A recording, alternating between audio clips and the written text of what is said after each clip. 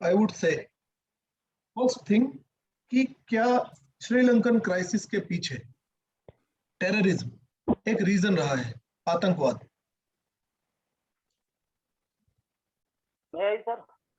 आतंकवाद Sri Lankan economic crisis के पीछे एक बड़ा कारण है। क्या ये चीज आप एक्सेप्ट करेंगे? क्या ये चीज हमने पढ़ी है? जी सर, इनडायरेक्टली इससे इफेक्ट हुआ है सर। क्या हुआ है इससे? इससे इफेक्ट हुआ है सर, वहां पे टूरिज्म काफी इफेक्ट हुआ है पोस्ट 2019 चर्च अटैक्स के बाद। 2019 में वहां पर एक हमला हुआ था जिसको ईस्टर ब्लास्ट बोला जाता है। ईस्टर डे के दिन वहां पर ब्लास्ट हुआ था और उसके बाद में श्रीलंका में जो टूरिज्म सेक्टर है, एंड आपको पता होगा कि अबाउट मोर देन 50% इकोनॉमी वहां की टूरिज्म सेक्टर पर डिपेंड करती है। तो द फर्स्ट थिंग कि इकोनॉमिक क्राइसिस स्टार्ट होने के पीछे जो रीजंस रहे हैं उनमें क्या क्या चीजें हैं, तो first thing is the terrorism. हम सिर्फ ब्रीफ पॉइंट्स लिखेंगे, कुछ पॉइंट्स को मैं आपको यहाँ पर डिक्टेट करवा देता हूं, उनको लिख लीजिएगा। सो टूरिज्म ड्रॉप्ड, या इसको हम कहेंगे कि पर्यटन क्षेत्र से जो अर्थव्यवस्था है या पर्यटन क्षेत्र का जो योगदान है, it was dropped by 70% after the Easter blast. एक आतंकवादी हमले के बाद में यहाँ लगभग 70% टूरिज्म सेक्टर में डिक्लाइन आ गया था। फर्स्ट थिंग, ठीक है। सेकंड चीज पर आते हैं। क्या आपको ये पता है जो सबसे बड़ा एलिगेशन लगाया जाता है, that is the Chinese debt trap, कि चाइना का यहाँ पर डेट ट्रैप रहा है।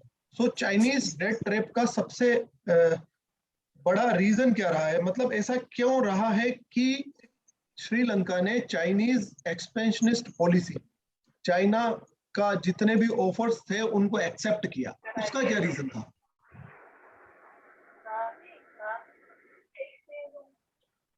ऐसे क्या रीजंस रहे हैं जिनकी वजह से श्रीलंका ने चाइना की एक्सपेंशनिस्ट पॉलिसी या चाइना के जो ऑफर्स हैं, चाइना के जो लोन्स हैं, उनको एक्सेप्ट किया? वो क्या बड़े कारण थे?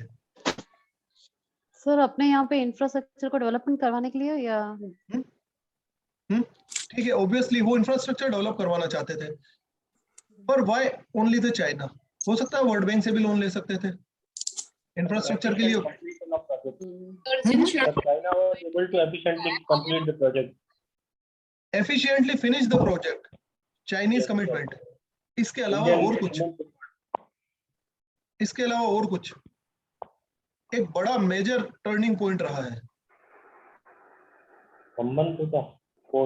हम्बनतोता तो obviously it was the gateway of the China, पर एक टर्निंग पॉइंट ऐसा रहा है जिसके बाद में चाइना के डेट ट्रैप में, या एक जो वो जाल है उसमें हम फंसना स्टार्ट हो गए थे श्रीलंकन। सर वो ट्रिंकोमली पोर्ट था, वो इतना वायबल नहीं था इकोनॉमिकली, और उसकी जो लॉन्ग टर्म इवैल्यूएशन ज्यादा ठीक से नहीं की होगी श्रीलंका की अथॉरिटीज ने। Have you heard about the 2009 में वहां के गृह युद्ध की समाप्ति, जो सिविलियन वॉर था, लिट्टे को समाप्त करने के लिए, वहां पर गृह युद्ध को बिल्कुल खत्म करने के लिए महिंद्रा राजपक्षे द्वारा एक सघन अभियान चलाया गया था, इंटेंस वॉर, इंटरनल वॉर। उस सिचुएशन में वहां पर वॉर क्राइम्स हुए थे। वॉर क्राइम्स का मतलब युद्ध अपराध। युद्ध अपराध की सिचुएशन में ग्लोबल कम्युनिटी ने श्रीलंका को लगभग मार्जिनलाइज कर दिया था, इसको हाशिए पर डाल दिया था। तो उस स्थिति के बाद में मैक्सिमम ग्लोबल कम्युनिटीज या जो देश हैं, उन देशों ने श्रीलंका के साथ में कोऑपरेट करना बंद कर दिया था, कोऑर्डिनेट करना बंद कर दिया था। Technology transfer, fund transfer related जितनी भी तरह की हेल्प्स हो सकती हैं वो बंद कर दी थी। So the point would be 2019 civil war और the end of the civil war. सिर्फ ये एक लाइन लिखिए, आई थिंक आपको इससे रिकॉल हो जाएगा।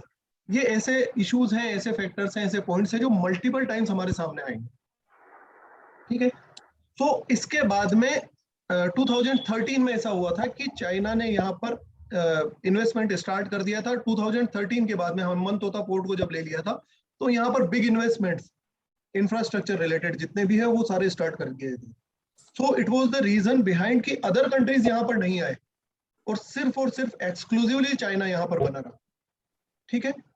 सेकंड चीज पर आते हैं, ऑर्गेनिक स्टेप। इसके बारे में सुना होगा, बहुत दिनों से न्यूज में भी था। What is that? जैविक पॉलिसी। सर इन्होंने रूल बनाया था कि ऑर्गेनिक फार्मिंग ही करा जाएगा। इन्होंने ब्लैंकेट बैन का मतलब होता है पूरी तरह पाबंदी लगा दी थी फर्टिलाइजर पर। तो एक ब्लैंकेट या पूर्णतः पाबंदी फर्टिलाइजर सेक्टर पर लगा दी थी। जितने भी केमिकल फर्टिलाइजर्स हैं उनकी अवेलेबिलिटी ही बंद हो गई थी। तो सिर्फ और सिर्फ ऑर्गेनिक बेस्ड जितना प्रोडक्शन होना चाहिए एग्रीकल्चर फार्म सेक्टर का, सारा वही होगा, फूड प्रोडक्शन। इस सिचुएशन को आप समझ सकते हैं कि ऑर्गेनिकली ग्रो करने के लिए जो प्रोडक्शन की रेट है वो कम हो जाती है। और हमने ग्रीन रेवोल्यूशन और इन सब में देखा है कि हमारी जो फाइनेंशियल जो हमारी फूड इंडिपेंडेंस है, जो आत्मनिर्भरता है, वो हमने ग्रीन रेवोल्यूशन के बाद ही गेन करी है। हमारे जैसे देशों ने जो न्यूली इंडिपेंडेंट थे और जो डेवलपिंग कंट्रीज थे, इन सभी देशों में सडनली ऐसा मूव कि आपने सिर्फ और सिर्फ ऑर्गेनिक फार्मिंग पर, तो वहां पर जो प्रोडक्शन है, फूड प्रोडक्शन है, जो अवेलेबिलिटी ऑफ फूड है, वो सडनली कम हो गई। और ये जो चीजें मार्केट में आनी चाहिए थी, इनकी प्राइसेस बढ़ गई। ठीक है, इस सब के बाद भी स्ट्रिक्टली इस पॉलिसी को फॉलो किया गया। So it is the another point, that is organic farming और the blanket ban on the fertiliser sector. Fertiliser sector पर एक पूर्णतः पाबंदी लगाई गई। क्या यहां तक पॉइंट्स क्लियर हैं? जी सर। Yes. ओके, नेक्स्ट चीज पर आते हैं, that is economic mismanagement of successive governments, या लगातार पिछली 3 सरकारों का आर्थिक कुप्रबंधन। हिंदी वाले इसको लिख सकते हैं आर्थिक कुप्रबंधन। ये क्या चीजें थी इनमें? देखिए, यस, टैक्स रेट्स उन्होंने डिडक्ट की थी सबसे पहले, तो उसकी वजह से इनकम कम होने लगी। ठीक है, गवर्नमेंट का रेवेन्यू कम होने लगा।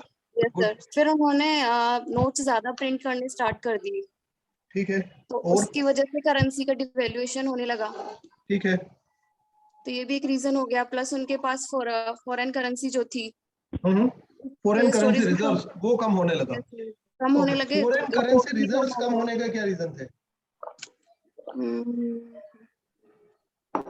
एक बड़ा कारण यहां से निकलेगा, devaluation, Decline in tourism. Decline in tourism sector. Why? एक बड़ा कारण यहां पर निकलेगा जो हम अभी तक छोड़ते आ रहे थे। ये कोविड क्राइसिस। पेंडेमिक। सिर्फ आप एक टर्म लिखिए, दैट इज महामारी।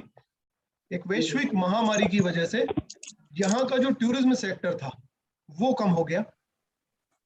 और 2-3 चीजें और हैं जिन्होंने यहाँ के फिजिकल डिसिप्लिन या जो राजकोषीय प्रबंधन है उसको खराब किया कोविड में। वो क्या होंगे? एक तो टूरिज्म सेक्टर यहाँ का बर्बाद हुआ, उसके साथ में अदर क्या रीजंस रहे होंगे? यहाँ से क्या एक्सपोर्ट होता है? अज्यूम करो साउथ इंडियन, यस, चाय, कॉफी और रबर, ये जो एक्सपोर्ट्स हैं वो एक्सपोर्ट्स यहाँ के खत्म हो गए, या लगभग उनके जो इंपोर्टर कंट्रीज थे वहां पर इन चीजों की डिमांड कोविड टाइम पर कम हो गई। क्योंकि हम किसी भी अदर कंट्री से कोई भी चीज मंगवाने में, इवन हम अपने घर में बाहर से कोई चीज लेकर आने से पहले उसको 21 दिन के लिए, 15 दिन के लिए, 7 दिन के लिए सैनिटाइज करके रख रहे थे। तो वो जो फेज था, उस फेज में यहाँ के जो एक्सपोर्ट्स थे वो खत्म हो गए।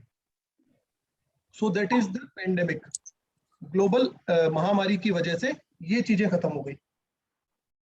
And that is T, rubber and coconut, नारियल से रिलेटेड जो प्रोडक्ट्स हैं उनका एक्सपोर्ट यहाँ पर कम हो गया।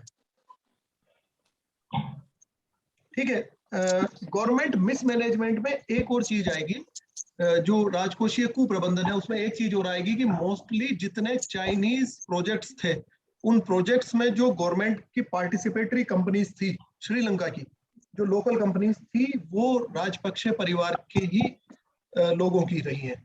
तो उनसे जो रेवेन्यू कलेक्ट होना चाहिए था, उनसे जो कुछ भी मतलब जितने उनको टैक्स कट और जितना उनको टैक्स फैसिलिटीज दी गई, उनकी वजह से रेवेन्यू कलेक्शन में कमी आई। क्या यहाँ तक पॉइंट्स क्लियर हैं? Yes sir. Okay,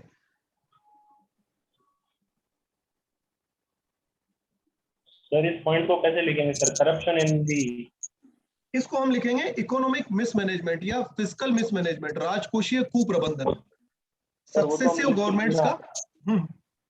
fiscal discipline में वो लिख, डिसरप्शन ऑफ फिस्कल डिसिप्लिन। हाँ, इसको हमने फिस्कल डिसिप्लिन में लिखा है, फिस्कल इनडिसिप्लिन लिख दीजिए, ठीक है। Okay, so those are the reasons: terrorism, pandemic, organic steps, fiscal indiscipline. ये बहुत सारे मल्टीपल रीजंस रहे हैं श्रीलंकन क्राइसिस के लिए। अब एक चीज मुझे बताइएगा कि इस क्राइसिस को अभी अभी रिसेंटली श्रीलंका ने डिक्लेयर किया है, दैट इज इमरजेंसी। किन किन चीजों से रिलेटेड इमरजेंसी श्रीलंका ने डिक्लेयर करी है? क्या स्टेट इमरजेंसी की सिचुएशन उसने डिक्लेयर करी है, उनमें किन चीजों को इंक्लूड किया गया है, कौन सी चीजों की शॉर्टफॉल हुई है, कौन सी चीजों की अवेलेबिलिटी वहां पर लगभग खत्म हो गई है?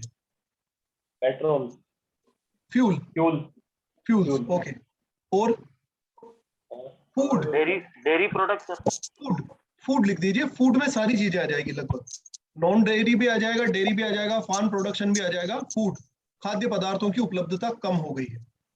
और फॉरेन एक्सचेंज जो कम हुआ है वो भी इसमें ही लिखेंगे? सॉरी, फॉरेन एक्सचेंज जो कम हुआ है, उनके पास फॉरेन फॉरेन एक्सचेंज जो कम हुआ है वो फिस्कल उसमें आएगा, राजकोषीय फिस्कल। यस, एक और चीज कम हुई है, that is health sector related emergency वहां पर हुई है। अबाउट 30% लाइफ सेविंग ड्रग्स में 30% कमी वहां पर हुई है। 30% लाइफ सेविंग ड्रग्स वहां पर अवेलेबल ही नहीं है, ठीक है। और गवर्नमेंट के पास में अपने कर्मचारियों को देने के लिए सैलरी भी नहीं है, पैसे भी नहीं दे पा रहे हैं। वो जितनी सैलरी इनकी बनती है जो गवर्नमेंट एम्प्लॉयज हैं उनको नहीं दे पा रहे। चलिए एक चीज अब मैं आपको इसके बाद में सडनली एक चलिए एक और चीज पर आते हैं इसी से रिलेटेड कि इन सिचुएशंस में हम किसी भी कंट्री में इकोनॉमिक हिट हुआ है, मान लीजिए भारत की बात करें, और भारत के विषय में ये बात आती है कि आर्थिक रूप से या हमारे राजकोषीय रूप से हमारे यहाँ पर कोई मिसमैनेजमेंट हुआ है या नकारात्मक प्रभाव क्या रहे हैं पेंडेमिक के, उनको क्या हम कंक्लूड कर सकते हैं 2 या 3 पॉइंट्स में? कोई भी महामारी किसी भी अर्थव्यवस्था को, विश्व के सभी देशों में लगभग इनके प्रभाव सेम रहे हैं। एक महामारी का प्रभाव वो कितना रहा है, या भारतीय राजकोष पर इसका क्या प्रभाव रहा है? रेवेन्यू में डिक्लाइन इन रेवेन्यूज कलेक्शन। क्या क्या चीजों को हम इसमें, कौन कौन से पार्ट्स को हम इसमें कवर करेंगे?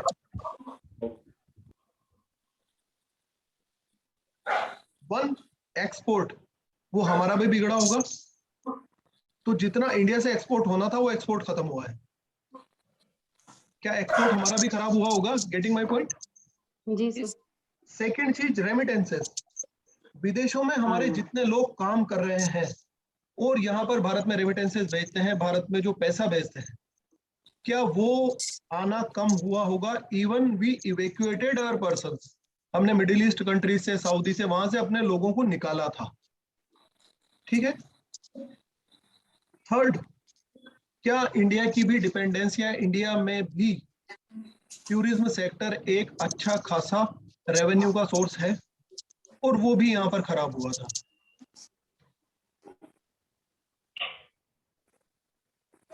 क्या ये पॉइंट्स कंसोलिडेटेड हैं? इनमें कुछ नहीं समझ में आया ऐसी बात तो नहीं है? सर आ गया। अब एक चीज और, श्रीलंकन क्राइसिस के लिए वॉर, रशिया यूक्रेन वॉर किस तरह से रेस्पॉन्सिबल रहा है? क्या ये पॉइंट कहीं इंटरकनेक्ट होता है इससे?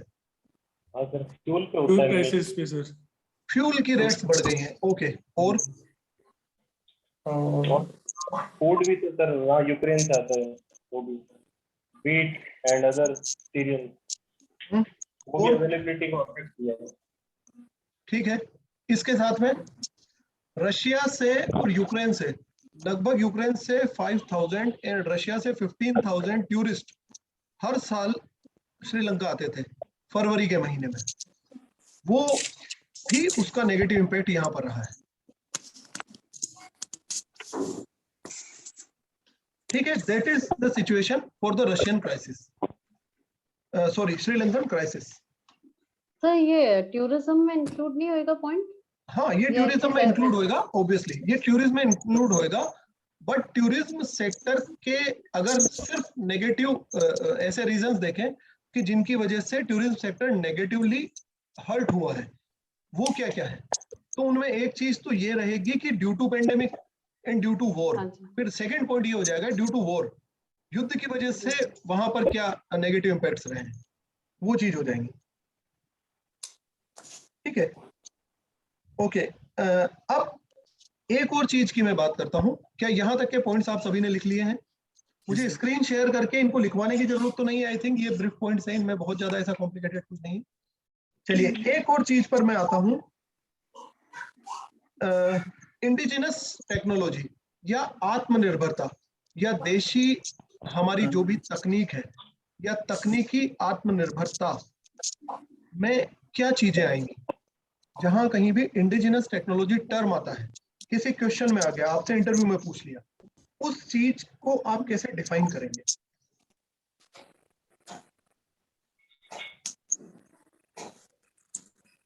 उनमें क्या कंपोनेंट्स आएंगे, मतलब जो कंपोनेंट बेस्ड स्टडी होती है कि हम मेन कंपोनेंट्स जो तत्व हैं उनको पढ़ लें। जैसे इन्फ्लेशन है, इन्फ्लेशन में क्या होता है कि ये होता है, प्राइस राइज हो जाती है, ऐसा हो जाता है, सप्लाई चेन डिस्टर्ब हो जाता है, वो या फिर कंज्यूमर साइड से डिमांड कम आने लगती है, ऐसा होने लगता है, तो दैट इज इन्फ्लेशन बढ़ जाता है, रेट्स इतनी बढ़ जाती है।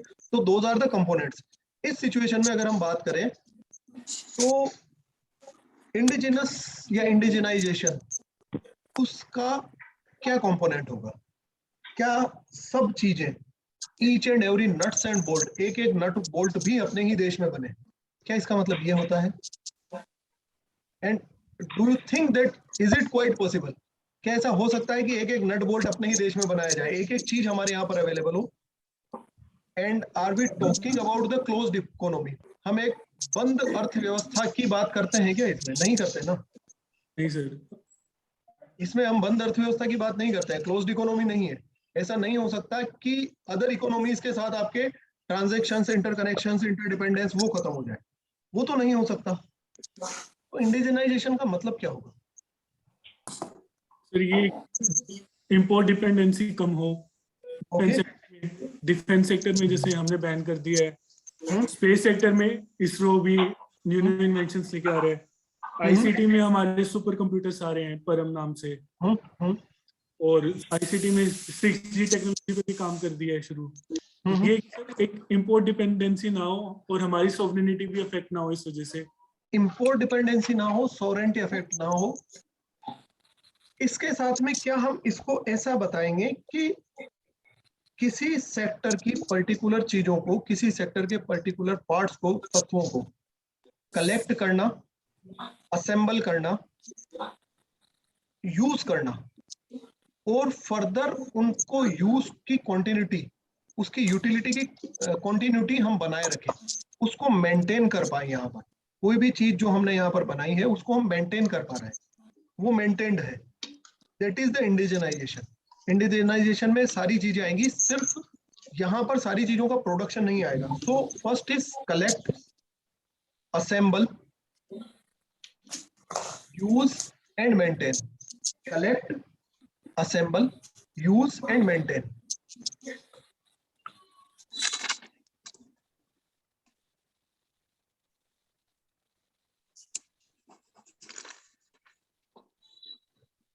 इंपोर्ट डिपेंडेंस या आयात निर्भरता की भेद्यता को कम करना। इंपोर्ट डिपेंडेंस या आयात निर्भरता की भेद्यता या वल्नरेबिलिटी को कम करना, that is the indigenisation.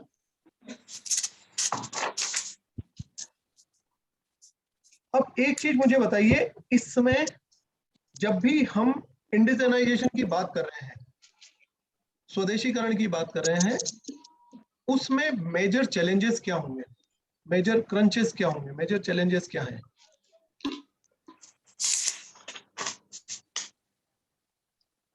Lack of capital, number one thing. First, lack of capital. It's not the term capital, it's finance. ठीक है, सो यूज द प्रॉपर टर्म, हम फाइनेंस वित्त की कमी, ठीक है, एक चीज ये हो गई। और सर इंफ्रास्ट्रक्चर की कमी, ठीक है, दूसरी चीज ये हो गई। इंफ्रास्ट्रक्चर मोस्टली फाइनेंस रिलेटेड बात है ना, उसमें कवर हो जाएगा। हम पैसे का और क्या करेंगे, इंफ्रास्ट्रक्चर ही तो डेवलप करेंगे। सॉरी स्किल स्किल्स, यस, कौशल की कमी। तो अगला पॉइंट है कौशल, कौशल की कमी होना,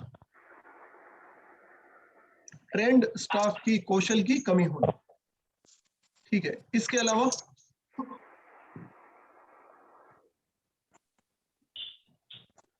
स्किल की कमी होना एक चीज हो गई, और एक और चीज है टेक्नोलॉजी। टेक्नोलॉजी हमारे पास नहीं है, मतलब टेक्नोलॉजी को यूज करना that is skill, but the position of the technology is another thing. हमारे पास तकनीक हो तो सही, उसको यूज कर पाए नहीं कर पाए, मेंटेन कर पाए, चला पाए, रिपेयर कर पाए, वो एक अलग सेकंड स्टेप होगा ना, पर उससे पहले ये है कि हमारे पास टेक्नोलॉजी हो। Getting my point? क्या यहां तक क्लियर है कि जब भी इंडिजिनाइजेशन की बात होती है उसमें 3 मेजर चैलेंजेस होंगे जो यूनिवर्सली एप्लीकेबल है। जहां भी आप मेंस लिख रहे हैं, जब भी आपसे इंटरव्यू में पूछा जा रहा है, ये यूनिवर्सली एप्लीकेबल है कि इन 3 चीजों को हमें सबसे पहले एड्रेस करना होता है। क्या ये ठीक है? चलिए, अब इन चीजों को अगर कलेक्ट करके हम ये कहें कि इन सभी को एड्रेस करने के लिए हमने एक प्रोग्राम स्टार्ट किया है। What is the name? आत्मनिर्भर भारत, ठीक है। सो आत्मनिर्भर भारत को अगर इंटरकनेक्ट करें, आत्मनिर्भर भारत जैसी परियोजनाएं भारत को इकोनॉमिक क्राइसिस में जाने से रोक सकती है। Can you prove it? क्या हम इसको इंटरकनेक्ट कर पाएंगे?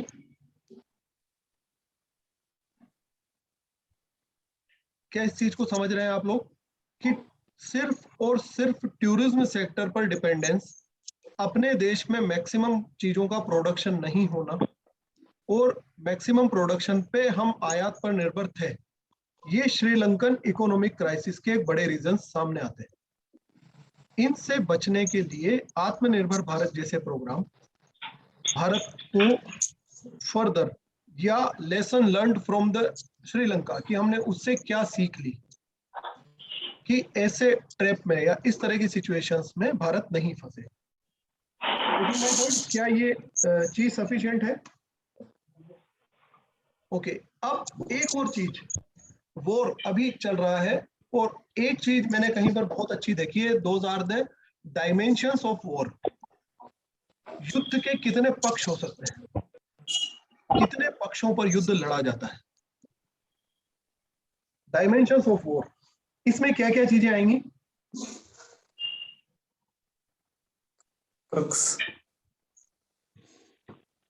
Dimensions of war,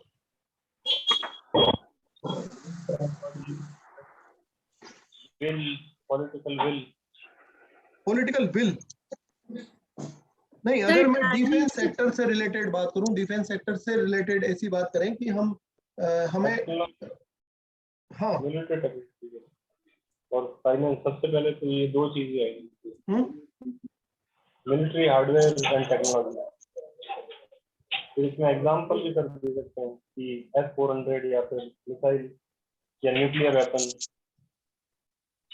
Russia pauses करता है तो वो कर पा रहा है। तो क्या हम इसके पार्ट्स डिवाइड कर सकते हैं? फर्स्ट, सरफेस, ऑब्वियसली जो ट्रेडिशनल पार्ट्स हैं, एक तो सरफेस है, the second is under water, sea या वाटर रिलेटेड जिसको हम नेवी को सौंपते हैं या नेवी का जो हम भाग मानते हैं। थर्ड इज एयरक्राफ्ट या एयर डिफेंस सिस्टम या air capabilities. Fourth, do you consider economic sanctions sir? What is fourth? Economic sanctions, economic sanctions, embargoes, क्या वो इसमें आएंगे? और क्या aspects हैं? Chemical weapon. ओके, तो हम इसको ऐसे डिवाइड करते हैं, one is electromagnetic and another is electronic and chemical. Electromagnetic is different and chemical and electronics related जो चीजें हैं वो एक डिफरेंट हो जाएगी. ठीक है, नेक्स्ट पार्ट लिखेंगे फाइनेंशियल या इकोनॉमिक एम्बार्गोज या वित्तीय पाबंदियां या सैंक्शंस जिनको हम बोलते हैं ना, पाबंदी लगा देना किसी भी देश पर. और इसके अलावा सर वहाँ की पब्लिक का opinion sir, NSA Ajit Doval sir ने बताया था. और कुछ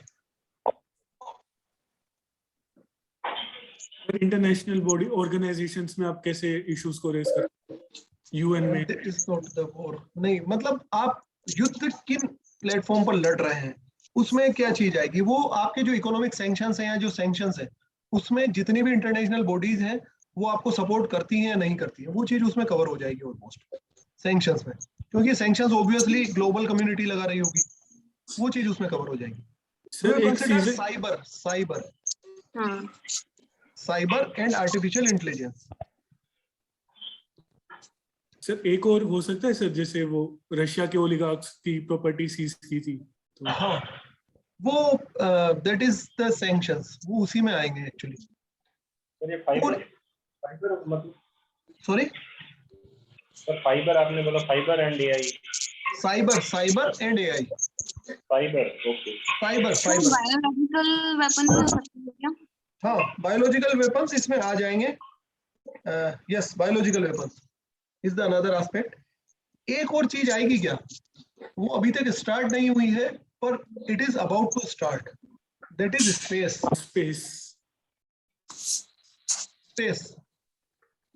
स्पेस टेक्नोलॉजी या स्पेस में जो आपकी प्रॉपर्टीज है, मान लीजिए हमारे सैटेलाइट्स हैं IRNSS वगैरह, ये जो सैटेलाइट है, ये जो इनके कॉन्स्टलेशंस जो तारामंडल पूरा बना हुआ है, इन सैटेलाइट्स को फोड़ दिया, इनको ध्वस्त कर दिया, उसके बाद में क्या होगा, तो हमारे यहाँ का जो सिस्टम है वो पूरा कोलैप्स कर जाएगा. किया था ना सर. यस, सो उन चीजों को हम वॉर के एस्पेक्ट्स या वॉर के जो डायमेंशंस है उसमें कंसीडर कर सकते हैं. सर एक और चीज है ना इसमें, इंफॉर्मेशन वारफेयर आजकल जो करते हैं, परसेप्शन बनाना, दूसरी कंट्री में डिस्टर्ब करना पूरा पॉलिटिकल सिनेरियो, वो भी काइंड ऑफ वॉर डायमेंशन है. AI एंड साइबर रिलेटेड जो चीजें हैं, जिसमें जैसे कि पेगासस का यूज किया गया है या जो आपने वहां पर सोशल मीडिया का यूज करके जो कंसेंसस बनाया है पब्लिक का, वो चीज उसमें आ जाएगी. ठीक है, अब मुझे ये बताइए कि अगर ये क्वेश्चन आता है कि वॉर में किन चुनौतियों को, किन एस्पेक्ट्स को लक्षित किया जाना चाहिए, या युद्ध स्तर की तैयारी के लिए या डिफेंस सेक्टर को तैयार करने के लिए किन किन पार्ट्स को लक्षित किया जाना चाहिए, क्या ये पॉइंट्स हमारे क्लियर हैं? इन सभी एस्पेक्ट्स को हमें तैयार करना होगा. इन सभी एस्पेक्ट्स में हमारी डिटरेंस, हमारी जो निवारक प्रतिरोध की क्षमता है वो हमें मेंटेन करनी होगी. क्या यहाँ तक क्लियर है? चलिए. Excuse me, sir. Yes Sir, I have a doubt. ये Yes. हमने अभी क्वेश्चन किया था how war can occur. तो ये हम इस चीज को स्टडी कर रहे थे कि क्या क्या रीजन होने चाहिए, क्यों वॉर हो रहा है, या कैसे हम अपने वॉर होना, मतलब कैसे किस तरह से वॉर हो सकता है, क्या क्या रीजन है जिसकी वजह से वॉर हो गया. नहीं, it was not the question. क्या ऐसा क्वेश्चन हमने किया था अभी कि वॉर क्यों होता है? How war हमने can ये देखा है occur. कि वॉर के डायमेंशंस क्या है. अभी जो पक्ष है, युद्ध कितने स्तर पर लड़ा जाता है, युद्ध के कितने एस्पेक्ट्स हैं डिफरेंट. हमने वो क्वेश्चन किया है. ये लिखना कैसे क्वेश्चन में काम आएगा. यस, क्या बोल रहे हैं सर ये what we have discussed, in what type of question we can use this. मैं समझा नहीं दिनेश, थोड़ा सा क्लियर बोलिए, आपकी आवाज क्लियर नहीं आ रही. सर ये किस तरह के सवाल में उपयोग में आएगा, ये वाला जो. ओके, जब भी इस तरह का क्वेश्चन आता है कि मल्टीपल डायमेंशंस ऑफ वॉर और रीसेंट वॉरफेयर के क्या आधुनिक तैयारियां होनी चाहिए, किस तरह के युद्ध हो सकते हैं, किस तरह का युद्ध का पर्सपेक्टिव है, या फ्यूचर वॉर रिलेटेड जहां कहीं भी एस्पेक्ट्स आते हैं, वहां पर ये सारे डायमेंशंस हमें ओपन करने होंगे। या फिर अपनी डिफेंस प्रिपेयर्डनेस की जहां पर बात आती है भारत की, कि हम डिफेंस प्रिपेयर्डनेस में किन किन चीजों को प्रिपेयर करके रखें, वहां पर ये एस्पेक्ट सारे आपके कवर होंगे। ठीक है, अब क्या मुझे एक बात बताइए, इनमें से कितनी चीजें ऐसी है जो इंटरनल सिक्योरिटी में इंटरकनेक्ट होती है, आंतरिक सुरक्षा में? Cyber, yes, AI, artificial intelligence, air defence system. क्या हम इसको रिसेंटली कहीं यूज कर रहे हैं? S-400 AS-400 is the air defence system. Internal security की अगर मैं बात करूं, वहां पर रिसेंटली क्या हम कहीं पर इन चीजों को यूज कर रहे हैं? आफ्टर द करौली वायलेंस, अभी अभी जो करौली में हिंसा हुई है, उसके बाद में रामनवमी पर और आने वाले त्योहार के सीजन पर इस तरह की हिंसा नहीं हो, उसके लिए mostly district collectors and SPs drone से निगरानी करवा रहे हैं।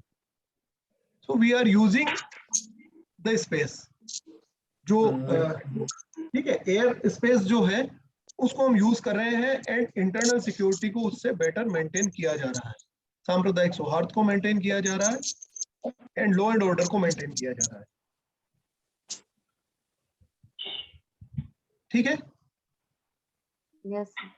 चलिए, तो अब अगर ये बातें आती है कि आयात निर्भरता या इंपोर्ट डिपेंडेंस क्यों घातक है, क्या हम उसे एक्सप्लेन कर देंगे? And we can quote the example of the Sri Lanka. ठीक है, आत्मनिर्भर भारत के द्वारा किस तरह की चुनौतियों को लक्षित किया जा रहा है, क्या उसके डायमेंशंस हमारे पास अब अवेलेबल हैं? एटलीस्ट हम इनमें वो बातें लिख सकते हैं जो नए डायमेंशंस हैं, और इससे जो lesson learn from the Sri Lanka की सिचुएशन है उनको हम कवर कर सकते हैं। क्या यहाँ तक सिचुएशन क्लियर है? इसमें कुछ और पूछना है?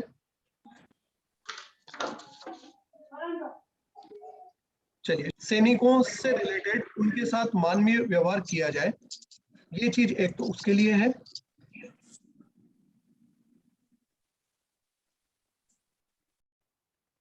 ठीक है, इसमें क्या चीज आएगी, इसके साथ में प्लस ऐड करके लिख लेना, मतलब कि सोल्जर्स के साथ में एक मानवीय व्यवहार किया जाए जो बीमार है या फिर जो वुंडेड है, जो घायल है, जख्मी है।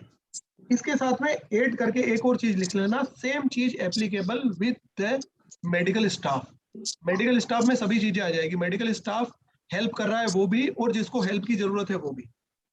सो मेडिकल स्टाफ एट लैंड, भूमि पर, जमीन पर जो है वो आ जाएगा। फर्स्ट पार्ट ये हो गया जिनेवा कन्वेंशन का। सेकेंड पार्ट में ये सभी हो जाएंगे समुद्र में, मतलब कि soldiers and second is medical staff in the sea, that is the second part. Third part, ये सारी चीजें मानवीय व्यवहार किया जाए किसके साथ? प्रिजनर्स ऑफ वॉर, युद्ध बंदियों के साथ, that is the third part. युद्ध बंदियों के साथ ये मानवीय व्यवहार किया जाए। अच्छा, ये जो पार्ट है, मतलब ये जो ट्रीटीज है, इनमें मानवीय व्यवहार में क्या क्या चीज कंसिडर की जाती है, इसको फर्दर एक्सपेंड कर लेना, उनमें सारी वही घिसे पिटे पॉइंट्स आते हैं। मेन बात बताता हूँ, एक फिजिकल मतलब शारीरिक, भौतिक रूप से शरीर में कहीं कोई जख्म है, कोई खून बह रहा है, कहीं कुछ हो रहा है, that is physical. Second is biological, कोई ऐसी प्रॉब्लम हो गई है, कोई ऐसा हार्म हो गया है जो बायोलॉजिकल हार्म की कैटेगरी में आता है। थर्ड इज मेंटल, वो किसी तरह से परेशान नहीं हो, मानसिक रूप से आहत नहीं हो, मानसिक रूप से दुर्व्यवहार नहीं हो, डराया धमकाया नहीं जा रहा है। तो फिजिकल, बायोलॉजिकल एंड मेंटल, तीनों लेवल पर उसके साथ मानवीय व्यवहार किया जाए। उसमें उसका रहना, खाना, हाइजीन, फूड, उनको बेटरमेंट, उनके खेलने की व्यवस्था, प्रिजनर्स हैं अगर तो उनके लिए अच्छे व्यवस्था, उनके रहने की व्यवस्था, उनके गेम्स वेम्स खेलने की व्यवस्था, वो सारी चीजें इसमें कंसिडर की जाती। फर्स्ट पार्ट 4 ट्रीटीज में से पहली ट्रीटी किसके लिए है? लैंड के लिए। लैंड पर कौन कौन? wounded and Wounded sick or sick. soldiers and with their medical sick staff. soldiers with medical staff. Medical staff. Second, ये सारी चीजें। In the sea, वही सारे at the sea. Third is prisoners Prisoners of war. Humanitarian treatment of prisoners of war. Prisoners of war. And the fourth and the last treaty is about the civilians of war. जो civilians हैं, ठीक है, अब इसमें एक और चीज plus करके लिख लेना, ऑक्यूपाइड टेरिटरी या अधिग्रहित भूमि। मान लीजिए कोई देश जीत रहा है युद्ध में और उसने किसी देश की टेरिटरी को ऑक्यूपाई कर लिया है, किया है क्या अभी रशिया ने किसी को? डोनबास किया सर, डोनेट्स्क डोनेट्स्क वगैरह को किया है, पहले क्रीमिया को कर लिया था, तो इस तरह से किसी को एनेक्स कर लिया है, किसी को अधिग्रहित कर लिया है, तो वहां के लोग भी उसमें इंक्लूडेड होंगे।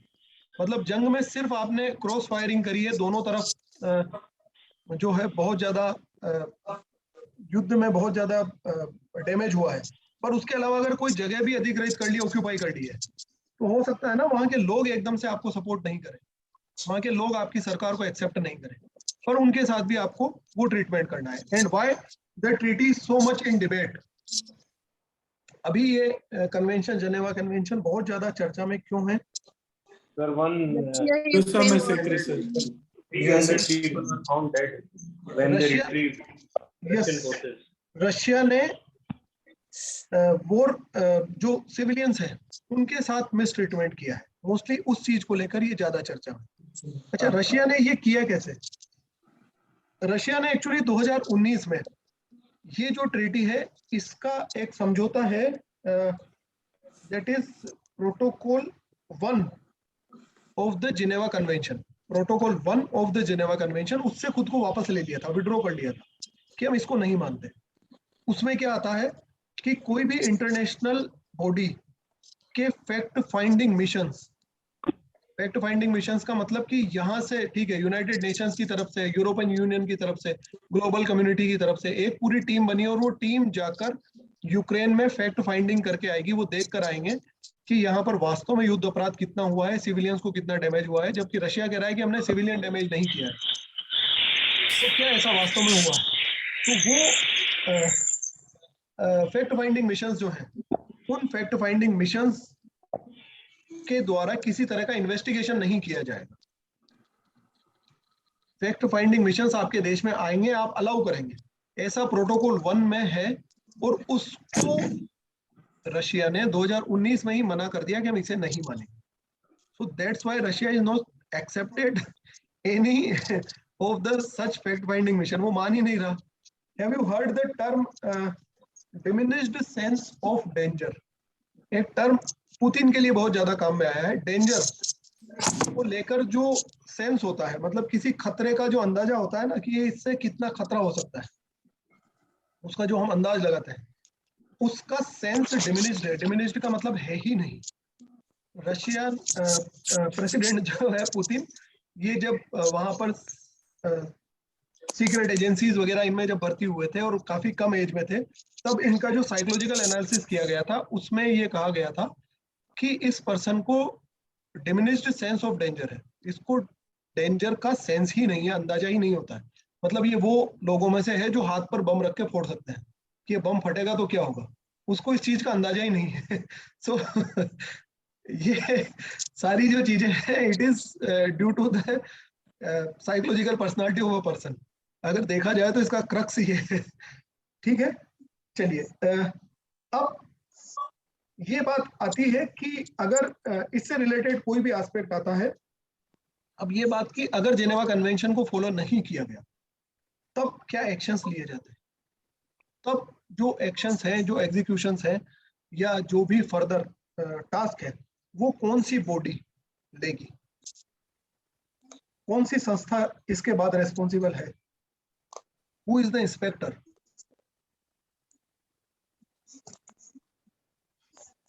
International criminal court, international criminal court में ये सभी मुद्दे जाते हैं और इनकी सुनवाई होती है।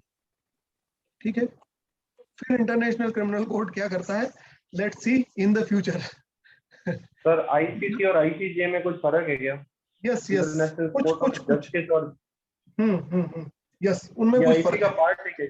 अच्छा ठीक है, एक काम करते हैं, इनके 4-5 डिफरेंस है मेजर, वो मैं आपको एक बार पीडीएफ में भेज दूंगा, हैंड रिटन स्कैन करके वो भेज दूंगा।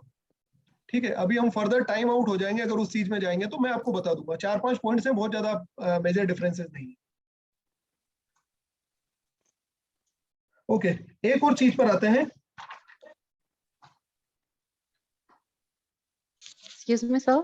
यस, सर अभी जो यूनाइटेड नेशन HRC ने इसको बाहर किया है रशिया को, तो इसका जेनेवा से लिंक है या इसका लिंक नहीं है? हाँ ऑब्वियसली, पर इसका इंटरनेशनल क्रिमिनल कोर्ट में जो सुनवाई होनी है या उनके द्वारा जो अभी वर्डिक्ट्स आने हैं वो तो अभी आए नहीं है, पर प्राइमा फेसी जिसको हम बोलते हैं, प्राइमा फेसी का मतलब हिंदी में क्या बोलते हैं उसको?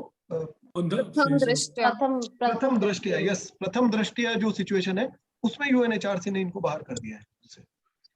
But they are actually not considering this. सबसे बड़ी प्रॉब्लम ये है कि उस पर्सन को उस चीज का कंसिडरेशन ही नहीं है, उस चीज से उसको मतलब ही नहीं है, उसको फर्क नहीं पड़ता है।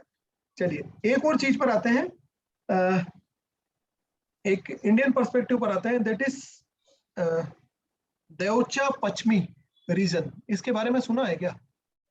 देवचा पश्चिमी रीजन अभी अभी ये बहुत ज्यादा न्यूज में था। देवचा पश्चिमी रीजन कोल ब्लॉक्स से रिलेटेड पार्ट है वेस्ट बंगाल में।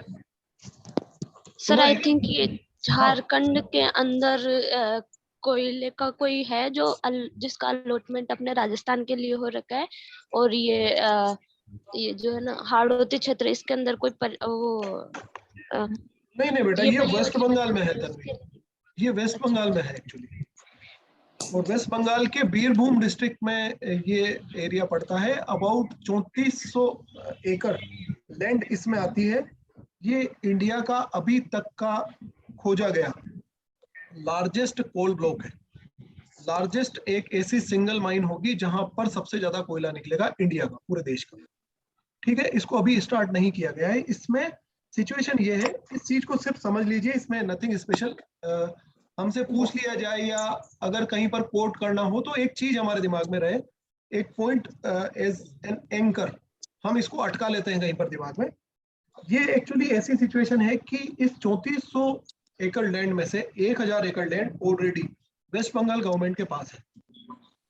ठीक है, अब जो फर्दर 2-2500 एकड़ लैंड है वो इनको एक्विजिट करनी है, इसका एक्विजिशन करना है, भूमि अधिग्रहित करना चाहती है सरकार, और यहाँ के लोकल कम्युनिटी जो है वो इसका विरोध कर रहे हैं। चलिए, ये हमारे देश में नई बात नहीं है। अब हम इस चीज पर आते हैं जो हमारे पर्सपेक्टिव निकलेगा कि इन सिचुएशंस में इस तरह की भूमि को अधिग्रहित करने के लिए हमारे पास में क्या प्रोविजंस हैं, वर्तमान में देश में कौन से कानून हैं जिनसे इनको एक्विजिशन किया जाता है, ऐसी भूमि अधिग्रहित की जाती है। हमारे लिए रेलेवेंट चीज यही रहेगी। ठीक है, तो उसके लिए क्या कानून है? LARR, इसको लिखिएगा।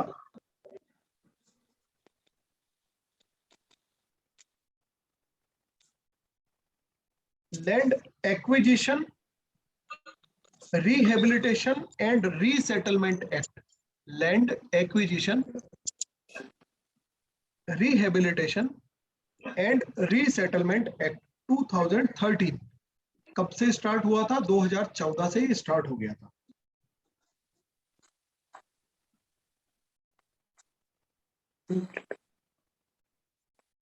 ठीक है, 2013 का एक्ट है, 2014 से स्टार्ट हो गया था। अच्छा, कौन कौन सी भूमि को जब भी गवर्नमेंट एक्वायर करना चाहती है, अधिग्रहित करना चाहती है, किन एस्पेक्ट से तब ये एप्लीकेबल होता है या इसको फॉलो करना होता है? पहली चीज आएगी, इसको इस तरह से लिखना, एक तरफ लिखना गवर्नमेंट, उसका पहला डैश लगाना फॉर द ओन पर्पज, या मतलब सरकार स्वयं उसको अपने काम के लिए खरीद रही है। फर्स्ट थिंग, मतलब एक्वायर कर रही है। सेकंड, PPP प्रोजेक्ट्स, जिसमें फर्दर गवर्नमेंट क्या करेगी, अभी तो वो पब्लिक प्राइवेट पार्टनरशिप में हो सकता है, फर्दर उसको प्राइवेट को हैंड ओवर कर दे, तो ये एक मिक्स्ड हो गया। एंड थर्ड, कोई प्राइवेट कंपनी आकर उसको एक्वायर करना चाहती है, सरकार उसको खरीद कर दे रही है। So first is government own, second is PPP and third is private. क्या ये तीनों चीजें क्लियर है? इन सिचुएशंस में जब भी गवर्नमेंट कोई लैंड एक्वायर करती है तब वहां पर LARR land acquisition, rehabilitation and resettlement act 2013 applicable होता है, इसके द्वारा भूमि अधिग्रहित की जाती है। बाकी जो स्टैटिक पार्ट है उन चीजों को हम देख लेंगे, ये कोई पर अभी एक बार के लिए कि ये चीज है, इसके द्वारा अगर अधिग्रहण करना है तो इसमें किया जाता है। इनमें जो कंपेंसेशन वगैरह है, कितने लोगों को, परिवार के मेंबर्स को नौकरी दी जाएगी, कितने लोगों को नौकरी नहीं देंगे, आपको भूमि की क्या रेट दे रहे हैं, मार्केट रेट से डबल दे रहे हैं, ट्रिपल दे रहे हैं, उसके बाद में वहां पर जो भी फैक्ट्री या जो चीजें एस्टेब्लिश हो रही है उसमें आपका कोई स्टेक होल्डिंग होगी, उसमें आपका पार्ट होगा, वो सारी चीजें इसमें आती है। वो सारे provisions further state government declare करती है। ठीक है, एक और चीज, यहाँ पर इस एरिया में मोस्टली कौन सी कम्युनिटी है, कौन सी ट्राइब है, दैट इज संथाल ट्राइब। यहाँ पर अभी जो प्रोटेस्ट कर रही है that is the Santhal tribe. तो इससे रिलेटेड क्वेश्चन कभी आ सकता है कि यहाँ पर कौन सी कम्युनिटी मोस्टली बसती है, या इस रीजन में कौन से बीरभूम डिस्ट्रिक्ट या इससे रिलेटेड एरिया में कौन सी ट्राइब यहाँ पर होती है। ठीक है, चलिए अब एक चीज आपके पार्टिसिपेशन की है, that is next is pandemic treaty या महामारी समझौता। महामारी को लेकर एक संधि हम करने जा रहे हैं, WHO ने ऐसा डिक्लेयर किया है।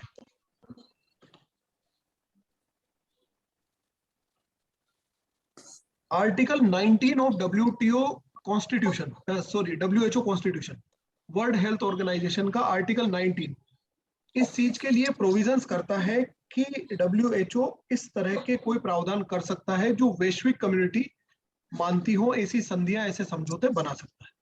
तो WHO को सडनली बहुत दिनों के बाद में, 2-2.5 साल के बाद में ऐसा समझ में आया टेड्रोस को कि हमारे को एक ऐसी संधि बनानी चाहिए जो globally applicable, so that would be A pandemic treaty, एक महामारी संधि हमें करनी चाहिए।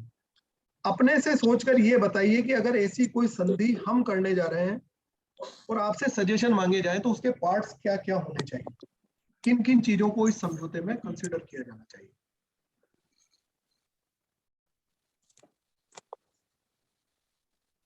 हेलो सर, आवाज आ रही है?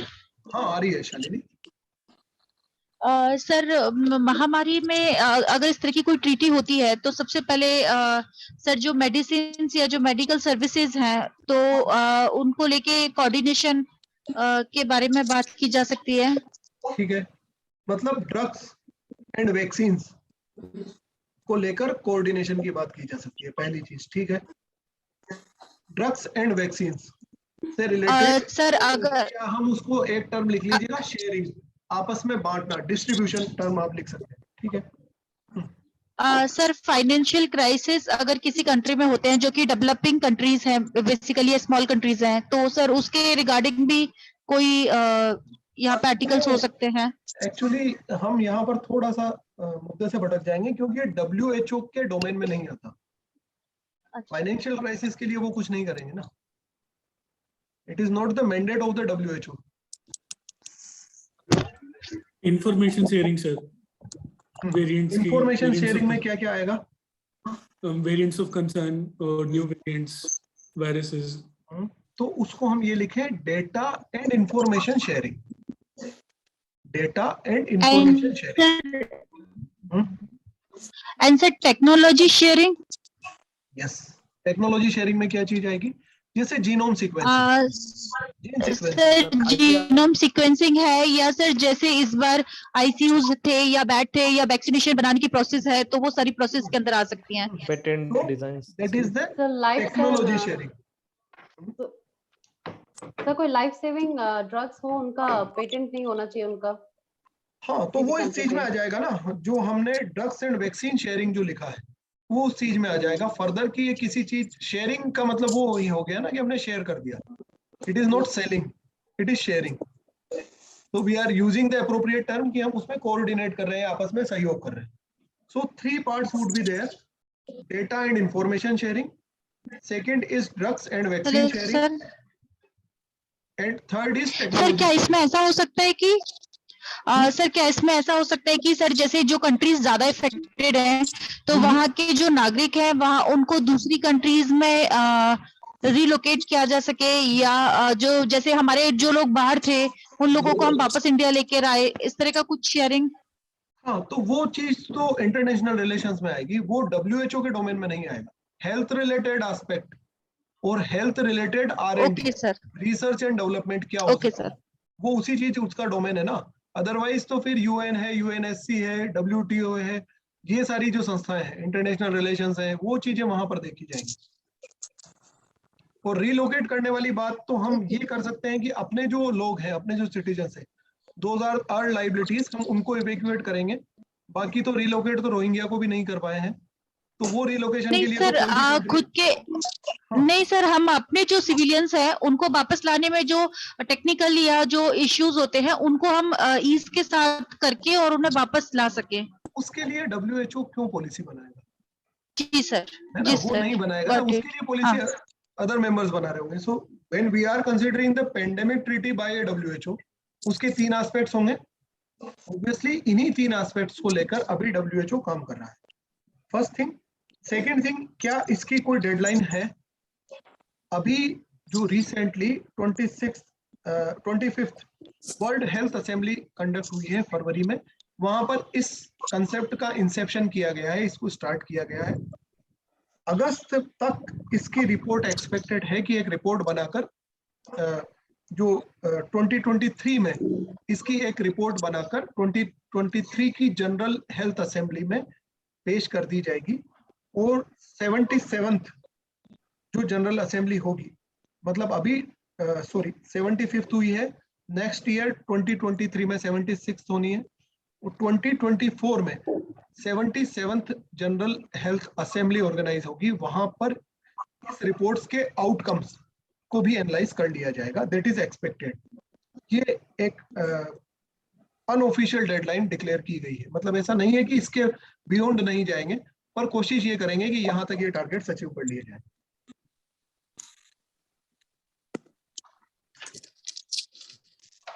क्या यहां तक चीज क्लियर है? जी सर। Okay, yes sir. एक और चीज पर आते हैं, ग्लोबल स्टैगफ्लेशन। क्या होता है स्टैगफ्लेशन का मतलब? इन्फ्लेशन, इन्फ्लेशन के बाद आता है स्टैगफ्लेशन। उसमें क्या चीज आती है? Inflation plus unemployment. Inflation plus unemployment, yes, very good. So the GDP rates are high, market में जो रेट्स हैं वो ऑलरेडी हाई हैं, और उसके साथ में अनएम्प्लॉयमेंट भी बना हुआ है, ठीक है, that is the stagflation. Okay, global stagflation के क्या रीजंस हैं? अगेन इंटरकनेक्ट करने की कोशिश करना, दिमाग के घोड़े दौड़ाना, जो हमने श्रीलंकन क्राइसिस में देखा है, क्या कुछ पॉइंट्स यहाँ पर भी यूजेबल हैं? Yes sir. तो वॉर, सर जो वॉर हुआ है वो भी इसका रीजन है, और वॉर Yes. के कारण जो महंगाई एंड सर जो पेंडेमिक हुआ था उसका अभी तक post effect. So first thing कि जितनी ग्लोबल इकोनॉमीज हैं वो सबसे पहले तो पेंडेमिक से प्रॉपर्ली रिकवर नहीं कर पाई, और उसके बाद में सेकेंड पार्ट में वॉर स्टार्ट हो गया। वॉर स्टार्ट होने से क्या इम्पैक्ट हुआ? Supply chain, sir supply war chain start, disturb हो गई। Sir war, Yes. जी सर। सर इससे जो पेट्रोलियम के दाम में अंतर आया है सर, क्योंकि ये एक बेस इफेक्ट माना जाता है, क्योंकि इसके वजह से ट्रांसपोर्टेशन महंगा होता है, इसकी वजह से चीजें भी महंगी हो जाती हैं। क्या इस टर्म के, इसके लिए बेस इफेक्ट टर्म ही काम आता है क्या? सर वो नहीं पता। ट्रिकल इफेक्ट, इसको ट्रिकल इफेक्ट बोलते हैं, it is not base effect. Base effect वो होता है कि जो बेस ईयर हमने कंसिडर किया है, 2019-20 में भारत की अर्थव्यवस्था कैसे जा रही थी, इन्फ्लेशन क्या था, प्राइजेस क्या थी। मान लीजिए 60 रुपीज पर केजी यहाँ पर आलू मिलते थे, और 2020-21 में जब हम सेम टाइम पर जुलाई अगस्त के महीने में हमने 19-20 में देखा है कि 60 रुपए किलो आलू है, और सेम टाइम पर अगर 20-21 में हम देख रहे हैं यहाँ पर 66 रुपीज केजी आलू है, तो वो जो बेस इफेक्ट है उस पर हम देखेंगे तो 10% का इंक्रीज हुआ है रेट्स में, ये बेस इफेक्ट होता है, उसको हम बेस इफेक्ट कंसिडर करते हैं। हमने बेस किसे माना है? It is not the base effect, it is trickle. Okay sir, okay. Yes, it is trickle effects. Trickle effects का मतलब कोई भी चीज है उसके अदर सेक्टर्स पर क्या इम्पैक्ट होता है। जैसे कि अगर फ्यूल की कीमतें बढ़ती है, पेट्रोल की, डीजल की कीमतें बढ़ती हैं, उन सिचुएशंस में ये होता है कि जितने मल्टीपल ट्रांसपोर्टेशन सेक्टर्स हैं, जितनी चीजें सप्लाई हो रही हैं, उन सभी की रेट्स बढ़ेंगी। आज मान लीजिए अगर गांव से सब्जी का प्रोडक्शन हो रहा है और वो शहर तक आ रही है, और पेट्रोल की कीमत 85 रुपीज 90 रुपए पर लीटर है, डीजल की rate around 80-85 rupees per litre है, और वो जिस मैजिक में या जिस पिकअप में या जिस बस में लॉरी में लोड होकर आ रही है, वहां वो इस रेट में ला रहा था। अब सडनली इसकी रेट 110 रुपए लीटर हो गई, तो वो रेट बढ़ाएगा, उसका भाड़ा बढ़ेगा। उसका भाड़ा बढ़ने से यहाँ पर जो सब्जी डिलीवर हो रही है अर्बन एरिया में, उसकी रेट्स बढ़ जाएंगी। क्या इसका बैकवर्ड चेन में भी इफेक्ट होगा?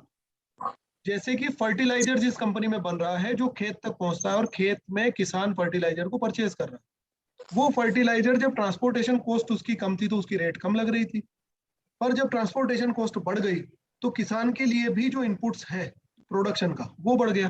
So that is the trickle effect. तो ग्लोबल इकोनॉमीज में, पूरी ग्लोबल इकोनॉमी में ब्रेंट रेट या जो रशियन ऑयल है उसकी रेट्स बढ़ा दी गई। उसकी रेट्स बढ़ने की वजह से सभी चीजों की सप्लाई चेन एक तो डिस्टर्ब हो गई और उनकी रेट्स बढ़ गई। सेकेंड थिंग, रशिया यूरोप में 40% of the European gas consumption का सप्लायर है। यूरोपियन कंट्रीज के 40% गैस की सप्लाई रशिया करता है, और वो रशिया ने भी रोक रखी है। तो वहां पर गैस रिलेटेड जितने प्रोजेक्ट्स थे और गैस से रिलेटेड जितनी फैक्ट्रीज हैं या जिन चीजों में गैस काम आती है, वो नेचुरल गैस वहां पर सप्लाई रोक दी गई है, तो वो प्रोडक्शन रुक गया है, उनकी रेट्स बढ़ गई है।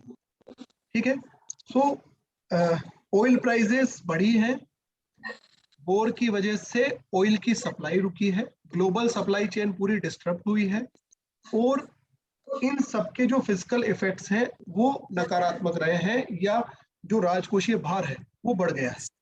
क्या यहां तक चीज क्लियर है? yes. अब हम ये बात करें कि ग्लोबल स्टैगफ्लेशन का इंडिया पर क्या इम्पैक्ट पड़ा है, इन चीजों का भारत पर क्या इफेक्ट पड़ेगा। सर यही प्रभाव पड़ा है कि सर यहाँ पे भी महंगाई हो गई है सर, जो मजदूरी है या जो गुड्स हैं उनकी कीमतें बढ़ गई हैं, और सर अनएम्प्लॉयमेंट भी बढ़ा है सर। जैसे अभी यूपी में भी देखा था, और थोड़े दिन पहले राजस्थान की भी एक वो आई थी कि वहां पर अनएम्प्लॉयमेंट बढ़ा है। इन दोनों चीजों का मोस्टली इम्पैक्ट जो है ऑयल प्राइसेस पर पड़ा है। ऑयल की रेट्स हमारे यहाँ पर बढ़ी है ना, ऑयल कंपनीज ये बोल रही हैं कि हमें 12 से 15 रुपए बढ़ाने पड़ेंगे पर लीटर ऑयल सप्लाई। सर इनका इफेक्ट ऑयल पे, मतलब सर इस घटना का इफेक्ट ऑयल पे पड़ा है, और ऑयल के वजह से दूसरी चीजों पर इफेक्ट आया। The trickle effect in the Indian economy, यहाँ पर वापस से ट्रिकल इफेक्ट हो गया कि जो चीज यहाँ पर अवेलेबल थी, या जो रेट्स हमारे यहाँ पर फ्यूल की बढ़ रही हैं, जो प्राइसेस बढ़ रही हैं, उनकी वजह से अदर सभी सेक्टर्स की रेट्स बढ़ रही हैं। अच्छा, अब इसका इम्पैक्ट गवर्नमेंट पर क्या पड़ेगा या भारत की अर्थव्यवस्था पर क्या पड़ेगा, कि एक सरकार के ऊपर ये दबाव है कि जो टैक्सेस आप ले रहे हैं उनको कम करो। मतलब अगर ऑयल प्राइसेस, ऑयल कंपनीज ये बोल रही हैं कि हम लगभग 125-130 रुपए पर लीटर पर पेट्रोल बेचेंगे, वो हम नहीं कर सकते। उनको आगे से जो पेट्रोल आ रहा है, जो तेल आ रहा है, वो महंगा आ रहा है, तो यहाँ पर जो हम टैक्स ले रहे थे गवर्नमेंट, वो टैक्स हमें कम करने पड़ेंगे ताकि रेट्स ऑलमोस्ट सेम रहे, बहुत ज्यादा हायर नहीं जाए। उसका इफेक्ट क्या होगा कि सरकार का जो रेवेन्यू कलेक्शन है वो कम होगा, क्योंकि हम वहां पे कर रहे हैं। सरकार जो रेवेन्यू कलेक्ट कर रही थी हम उसे कम कर रहे हैं, हम वहां पे कर रहे हैं। और रेवेन्यू कम कलेक्ट होने की वजह से दो चीजों पर इफेक्ट पड़ेगा। एक तो जितनी सोशल सिक्योरिटी नेट्स हैं या सामाजिक सुरक्षा की जितनी स्कीम्स हैं, जन कल्याणकारी योजनाएं हैं, उन पर नकारात्मक प्रभाव पड़ सकते हैं।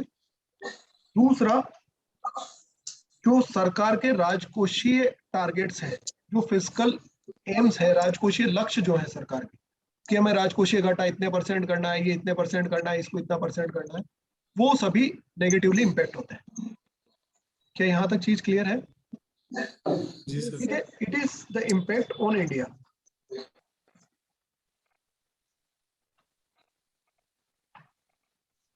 सर इसे कैसे ओवरकम किया जा सकता है, अगर ये पूछा जाए तो? इसे फिलहाल ओवरकम नहीं किया जा सकता। It is the global impact. इसको सिर्फ और सिर्फ हम इससे ओवरकम नहीं कर सकते हैं। हम इसमें सजेशंस दे सकते हैं, परंतु ये लॉन्ग टर्म प्लानिंग होती है कि हम हमारे यहाँ पर alternate source of energy develop कर लें और इंपोर्ट डिपेंडेंस कम हो जाए। इंपोर्ट डिपेंडेंस में सभी चीजों पर डिपेंडेंस कम हो जाएगी, जिसमें आपकी ऑयल या एनर्जी सेक्टर पर डिपेंडेंस भी कम हो जाएगी। अदर टेक्नोलॉजिकल एस्पेक्ट्स हैं या इलेक्ट्रॉनिक्स है, उन पर डिपेंडेंस भी कम हो जाएगी। परंतु ये किसी भी सिस्टम के लिए, किसी भी इकोनॉमी के लिए it is not quite possible. ये आदर्शवादी बातें हो सकती है, परंतु ये प्रैक्टिकली उतना पॉसिबल नहीं है। अगर कर पाते तो अमेरिका जैसे डेवलप्ड कंट्रीज इसे ओवरकम कर लेते, या शायद चाइना कर लेता, नहीं कर पाए ना। हम ये नहीं कह सकते कि आप कभी भी क्लोज्ड इकोनॉमी की तरह मूव कर रहे होंगे, सारी चीजें आपके यहाँ पर उत्पादन हो जाएगा और आपको बाहर से कुछ नहीं मंगाना पड़ेगा। It is not possible. तो इन चीजों को ओवरकम करने के तरीके में एक चीज आती है कि आपके जो इंपोर्ट एंड एक्सपोर्ट बास्केट है, बास्केट का मतलब आपकी जो इंपोर्ट एंड एक्सपोर्ट के जो कंपोनेंट्स हैं, किन देशों से क्या क्या चीजें आप इंपोर्ट कर रहे हैं और किन चीजों से क्या क्या चीजें एक्सपोर्ट कर रहे हैं, वो डाइवर्सिफाइड किया जाए। और इंडिया ने इसका एक प्रयास स्टार्ट कर दिया है कि भारत ने अपने डिफेंस डिपेंडेंस को डाइवर्सिफाई किया है। सिर्फ और सिर्फ रशिया पर हम अपने डिफेंस सेक्टर को लेकर डिपेंडेंट नहीं है। हमने अमेरिका से परचेजिंग स्टार्ट कर दी है, इजराइल से हमारे ऑलरेडी अच्छे रिलेशंस हैं, फ्रांस से हमने नई परचेजिंग स्टार्ट करी है, ऑस्ट्रेलिया से भी हम नई परचेजिंग स्टार्ट कर रहे हैं। तो it is the diversification of your dependence. आपकी निर्भरता बनी रहेगी, आप आत्मनिर्भर हो और निर्भरता को डाइवर्सिफाइड करें। ठीक है। अब एक चीज और है, आरबीआई की मॉनेटरी पॉलिसी। ये हम आई थिंक संडे के दिन वाले टॉपिक में डिसाइड कर लेंगे। आज 1.5 घंटा ऑलरेडी हो लग गया है, आप लोग शायद पकने लग जाएंगे अगर हम ज्यादा इसको लंबा करेंगे। तो जो नेक्स्ट वाले इश्यूज होंगे वो हम नेक्स्ट वीक में डिस्कस कर लेंगे। Any other queries from your and? आप लोगों को कुछ पूछना है, कुछ नहीं समझ में आया हो तो मुझे बता सकते